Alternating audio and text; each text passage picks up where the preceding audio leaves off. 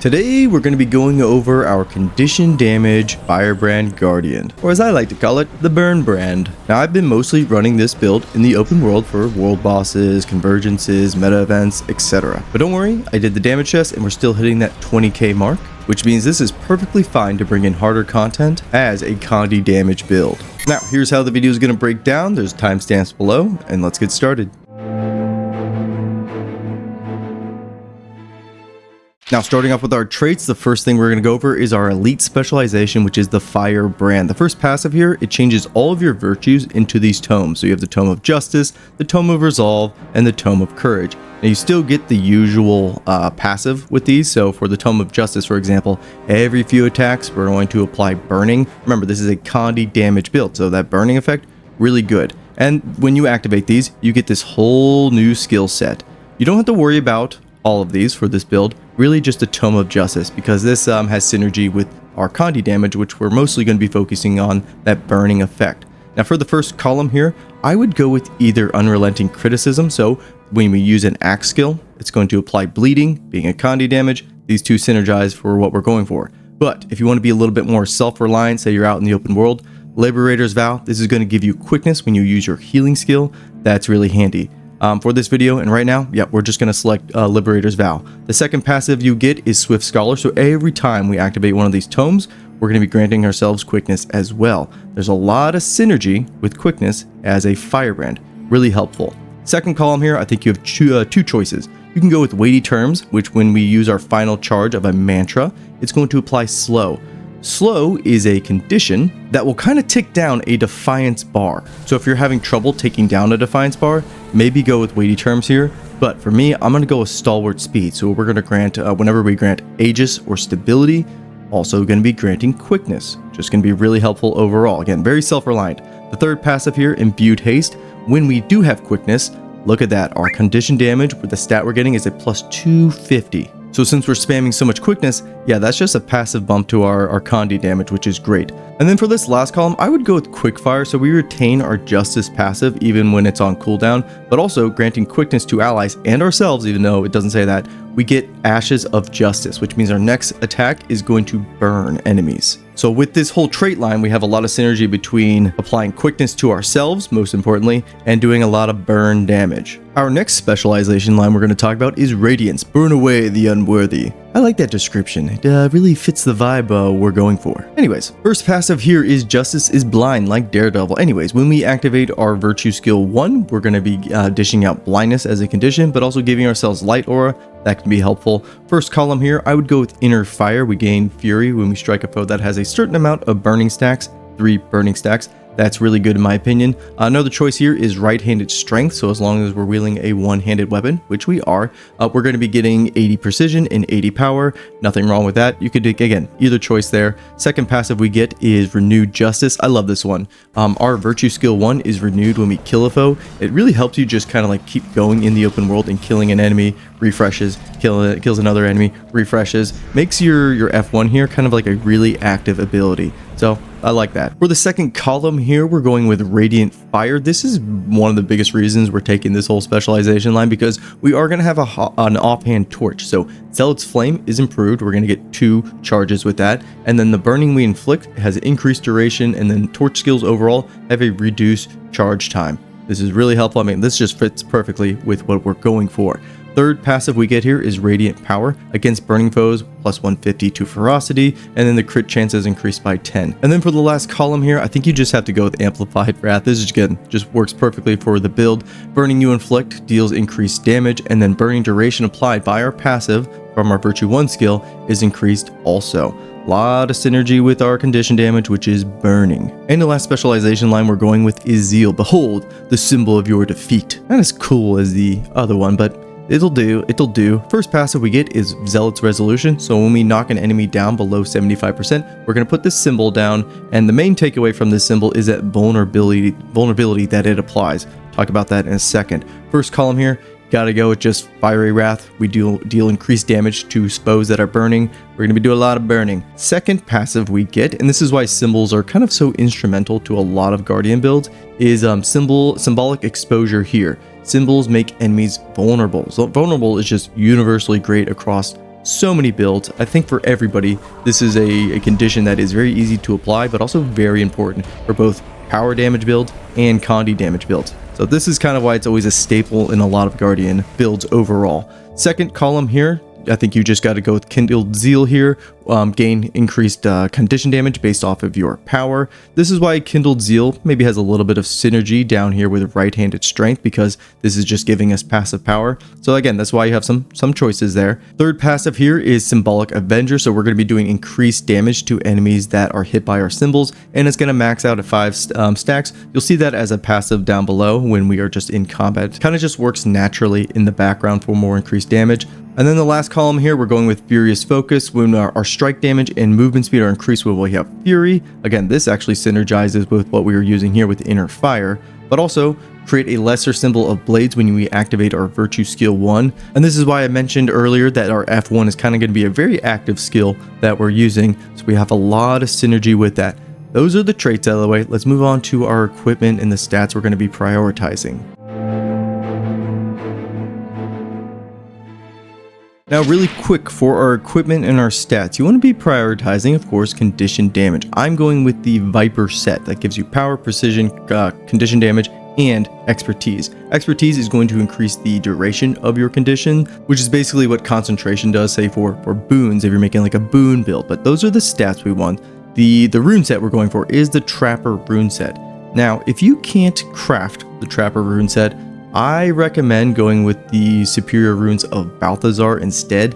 The damage discrepancy actually isn't, there's like not actually like a wide margin. So again, if you just want a quick setup for this, I would just get the runes of Balthazar. They're a lot cheaper, and again, the difference isn't really that big. For our weapons, we are going to mainly be focusing on axe and then a torch as an offhand. But for your second weapon set, you can go with dual pistols, especially if you have Secrets of the Obscure. But if you don't, not a big deal. You can just focus on axe and torch and you're going to be just fine.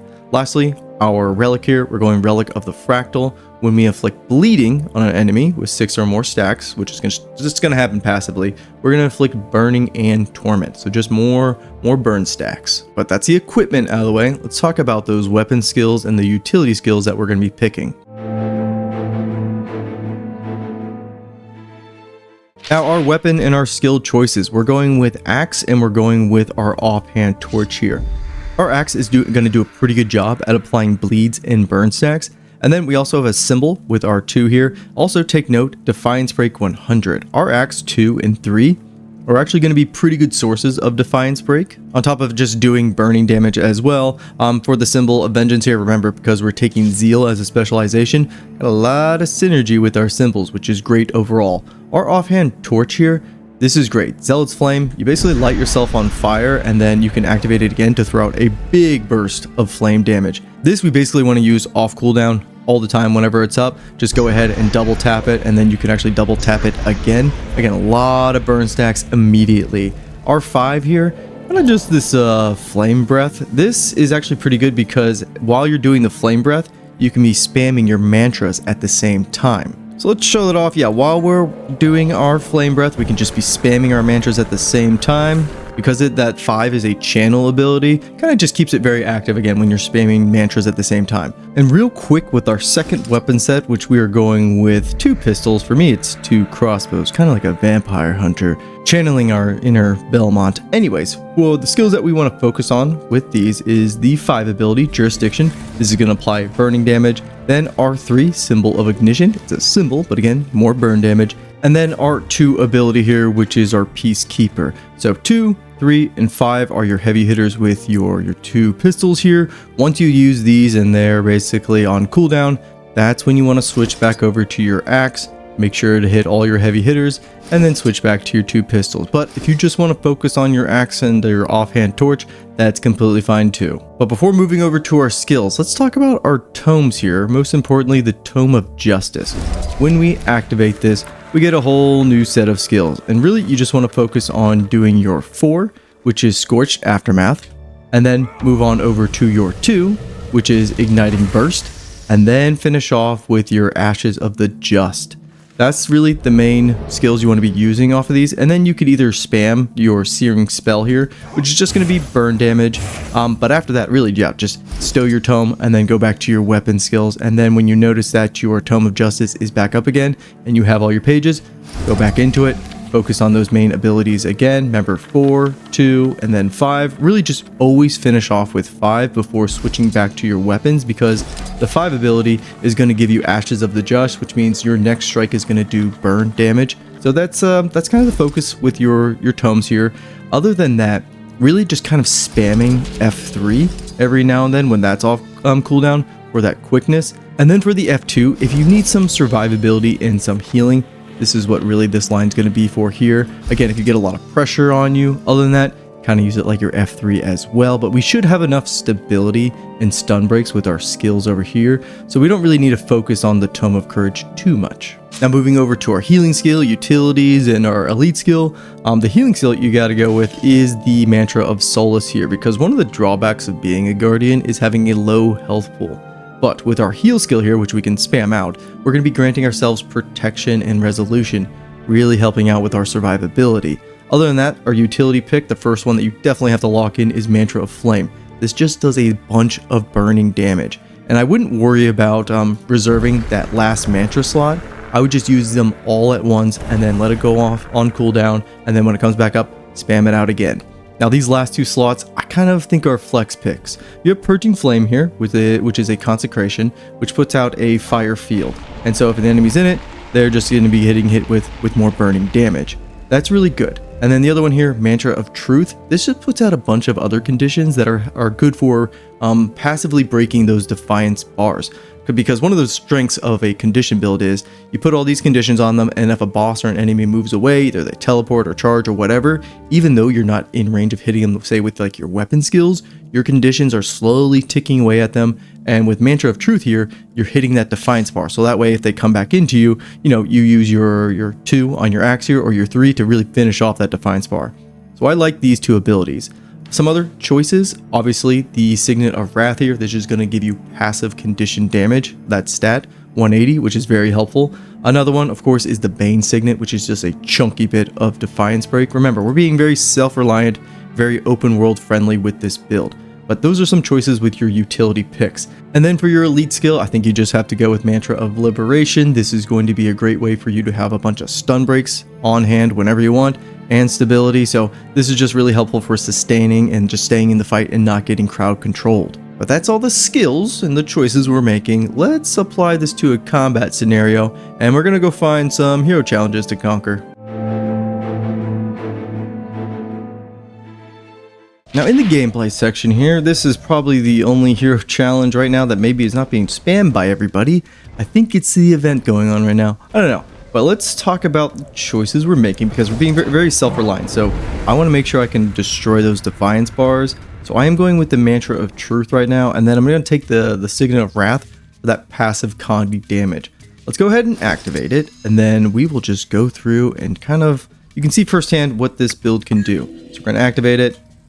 There the Golem is. He's a champion, so we're going to start working on that Defiance bar, spamming out our mantras, but not getting too close, because this guy's a pretty heavy hitter when it comes to melee. We're going to be working down that Defiance bar. As soon as it goes down, we're going to go with our F1, which is very soon. Ooh, a little bit of stability there, but using our 2, 3, or 4, and our 5, switching back to our weapon. Getting knocked down, but again, that's why we have our elite ability, and talking while doing this is not as easy as it looks. But focusing up, getting a lot of those burn stacks on him, switching to our pistol here. There we go. Now we can really deliver some pain here. And that 4-2 combination also does a combo field, so that's why it's important to do it in that order and kind of get used to that. But you can see here, kind of safe, although we just got hit there. We can use some more quickness, so just spamming our tomes, our other 2.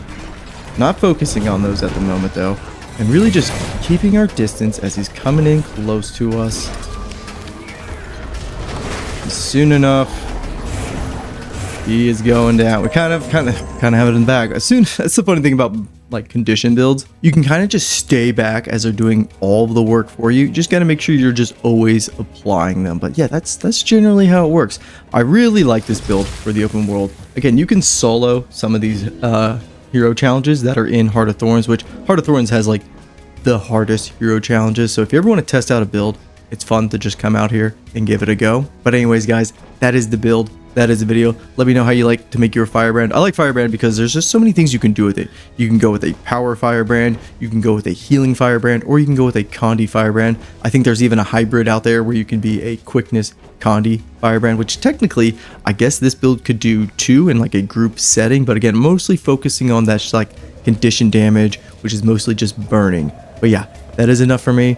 If you guys have made it this far, I appreciate the hell out of you. Not a lot of big Guild Wars 3 news at the moment. They just released some blogs talking about the races, but I really want to get some gameplay, and I think we're going to get that sooner rather than later. But anyways, y'all, I will catch you next time. Peace, and take care.